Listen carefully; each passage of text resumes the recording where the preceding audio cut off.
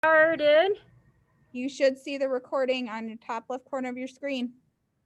All right, we are going to talk about Martin Luther King Day, and the information comes from our ULS News for You and various internet resources.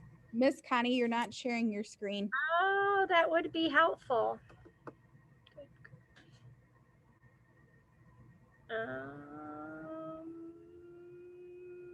Why isn't it letting me? Oh, shoot. Where'd you go? You know what? Down below, Patty. Guys, I'm really sorry. I am having major computer issues this morning, and I've just lost you, and I'm trying to get back to where you are.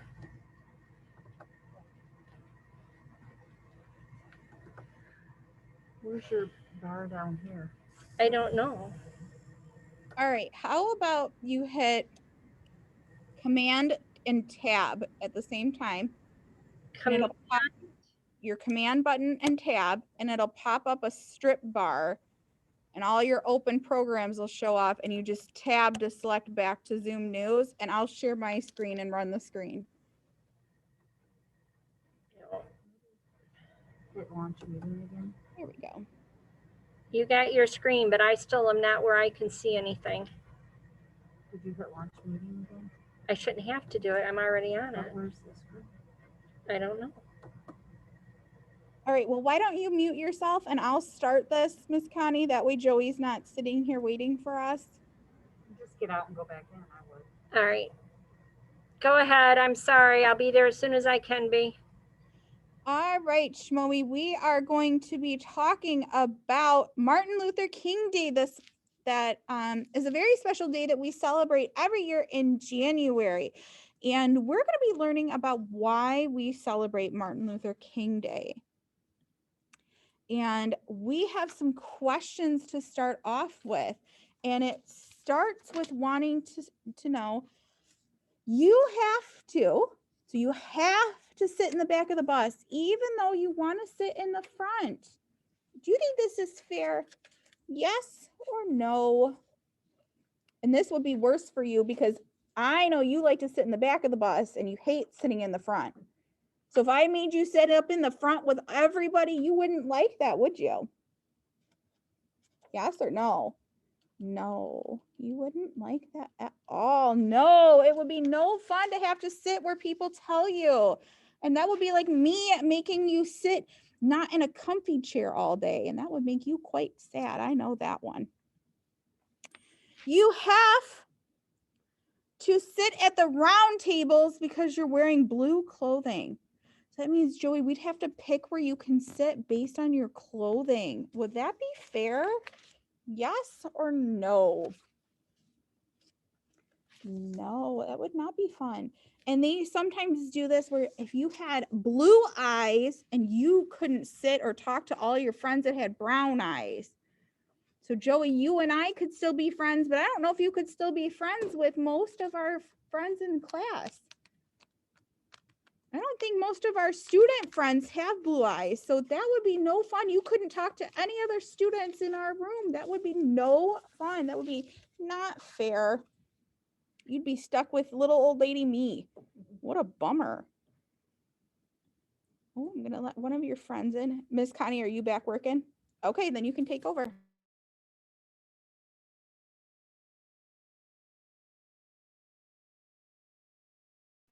Miss Connie, you're muted. Can you go to the next slide, please? Boys can only eat broccoli and girls can only eat chocolate chip cookies. Would that be fair? Yes or no? Now I'm telling you, Miss Connie would say that's fair because she doesn't like broccoli and I love chocolate chip cookies. And I'm seeing Miss Asha saying the same thing. But you know what? I know girls that like broccoli. And I know boys that would really like to have a chocolate chip cookie. And I can tell you, Joey hates broccoli and loves cookies. Yeah, so that would also be unfair. Okay, you want to... None of these things that we have asked you about are fair to everyone. Everyone has the right to sit in any available seat that's on a bus.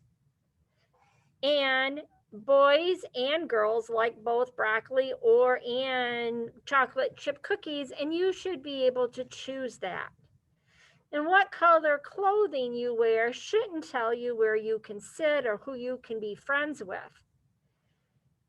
Except for in my room, we don't wear the blue and yellow M clothes. Joey, no U of M stuff in our room, right? Isn't that fair? No. Ah, it's fine. Miss Ash went to MSU. It's good, right? No. Oh.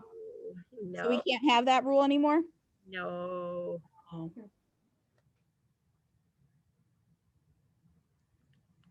These are, go back. I'm sorry. I lost where I was.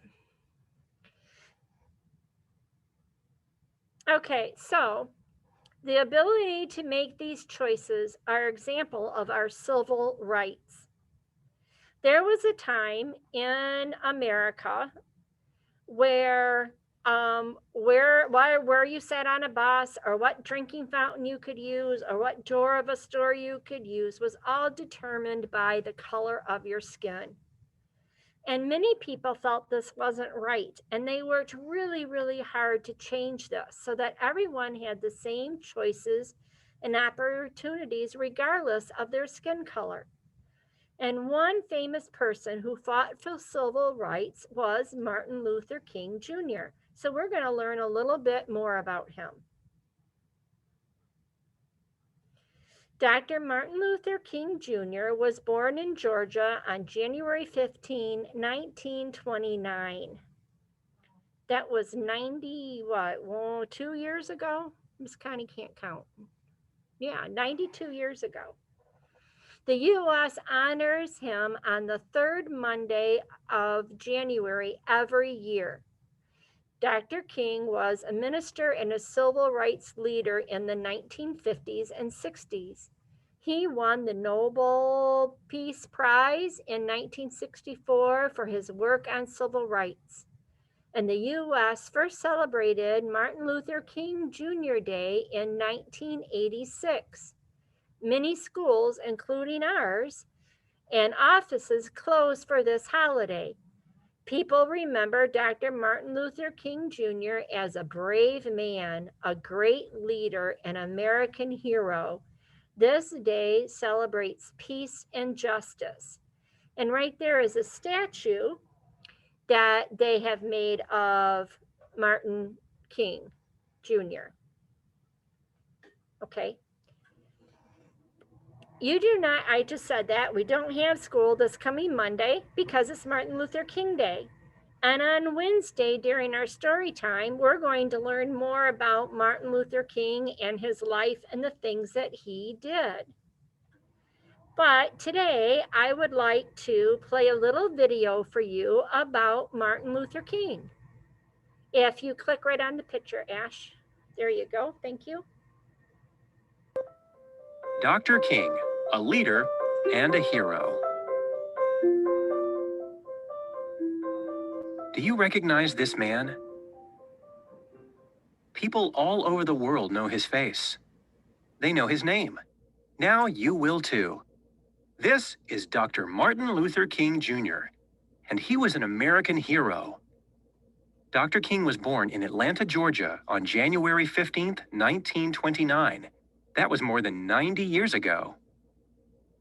Here's a picture of Martin when he was 6 years old.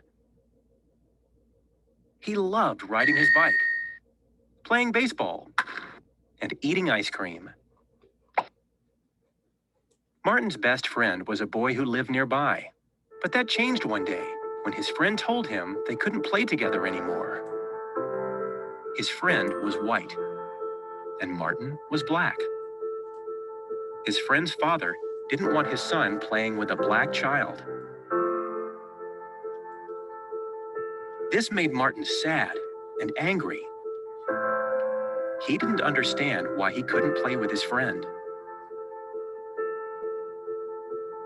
During that time, there were laws in parts of our country that kept white people and black people apart.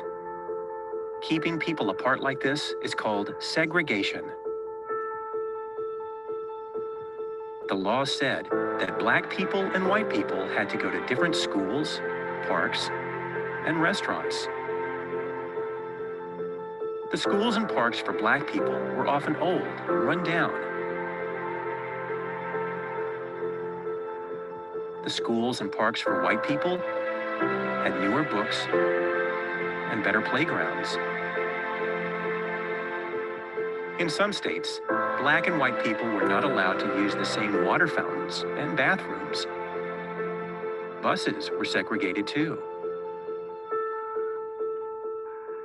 When Martin was all grown up, the laws hadn't changed. He and many other people knew these laws were unfair, and the laws made him very angry. But he was a peaceful man. He did not want to use violence to change the laws. So what did he do? Dr. King used his words. He wrote letters, newspaper articles, and even books. He wanted to persuade people to end segregation. He organized marches. He led big groups of people as they walked through streets. They all thought the laws were wrong. Other people saw these marches and began to ask themselves, are these laws really fair? Dr. King also gave speeches. He spoke in front of thousands of people. In 1963, Dr. King gave his most famous speech at a big march in Washington, D.C. He talked about his dreams for the future. He said he believed that someday the world would be a better place. My poor little children will one day live in a nation where they will not be judged by the color of their skin, but by the content of their character. I have a dream today. Dr. King's words made people feel hopeful. When he spoke, the crowd cheered and clapped. Some people cried and hugged each other. They also believed the time had come for things to change. His dream helped other people dare to dream too. There were still some people who didn't want the laws to change. They were angry with Dr. King for trying to change them. They tried to hurt him and his family. That was scary. But Dr. King was brave. He didn't let those people stop him. He kept working. He knew he was doing what was right. Dr. King was a great leader. He inspired many people. He made them feel brave and strong. He made them believe that together they could make a change. It can be hard for one person to change the world on his or her own. But when thousands of people work together, they can make a big difference. And they did. It took a long time, but the laws of segregation did finally change. Dr. King's leadership and hard work helped make the world a better place. Dr. King is no longer with us. Still, people remember him and continue his good work. We celebrate him every year in January on his birthday. On this day, we take time to think about his life and what he did for our country. But you can celebrate him every day. You can spread his message of love, peace, and fairness by treating others with kindness and respect.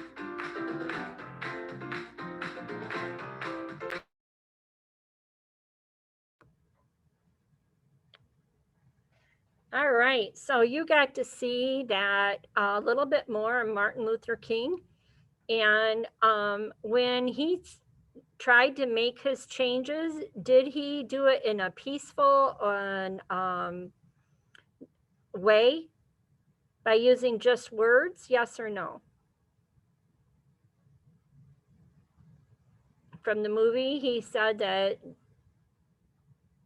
yeah, that's right, Omir, that's right, yes. He was a very peaceful man, but because of his bravery and his determination, him and other people were able to change how things were in our country. So on Wednesday, we're going to read a book about him and learn a little bit more about the different things that Martin Luther King did. And now you know why we do not have school on Monday. So Miss Ash, do you have anything you would like to add? Just the only thing I have left for us to talk about today is our reminder that there's no Zoom at 10:30, and we have an 11:30 session today too. Yep, and we'll see you, hopefully everyone, back at 11:30. All right, my friends, have a good day, and we'll see you hopefully at 11:30.